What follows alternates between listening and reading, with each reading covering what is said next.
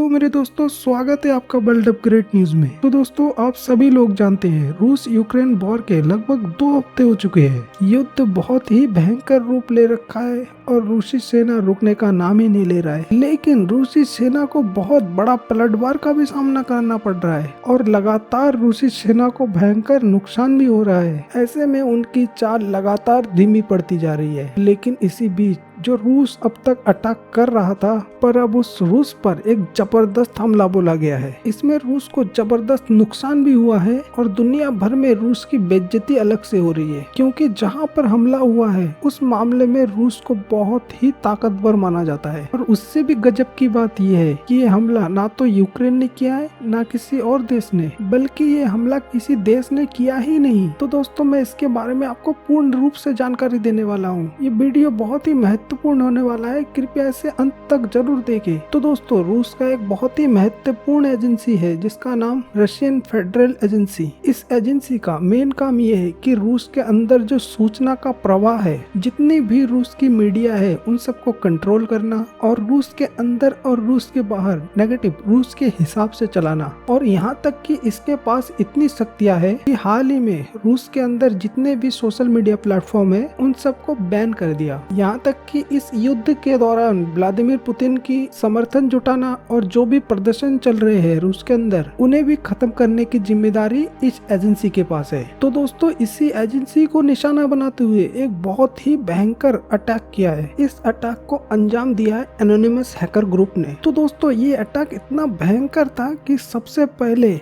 लगभग 3,60,000 बहुत ही महत्वपूर्ण डॉक्यूमेंट को ले लिया गया और इसके बाद फिर इसे ऑनलाइन लीक कर दिया गया। और इतना ही नहीं, रूस के अलग अलग लगभग 40 कैमरे को हैक करके उन्हें ये दिखाया गया पूरे रूस के अंदर कि पुतिन बच्चों को मार रहा है यूक्रेन के अंदर। यानी कि अचानक रूसी जनता के टीवी पे ये दिखाया गया है कि यूक्रेन में बच्चों को मार रहे हैं। इस तरीके के कारनामे किए गए और ये कई घंटों तक चला। और जो दस्तावेज लीक किए गए ना, वो कुछ इस हिसाब से कि उसे आप भी पढ़ सकते हैं। अनोनिमस के ट्विटर हैंडल पर जाइए, वहाँ पे आसानी से सब दस्तावेज मिल जाएंगे आपको। और अनोनिमस यही नहीं रुका, बल्कि व्लादिमीर पुतिन की कई पर्सनल चीजों को भी हैक कर लिया, जिसके अंतर्गत एक पानी का शिप उसे हैक करके उसका नाम परिवर्तन कर दिया गया। इसे बहुत ही ज्यादा भयंकर हैकिंग माना गया। तो आप समझ सकते हैं रूस के साइबर सिक्योरिटी के कितने अंदर तक एनोनिमस हैकर ग्रुप पहुंच चुका है। और रूस के लिए सबसे शर्मिंदगी की बात यह है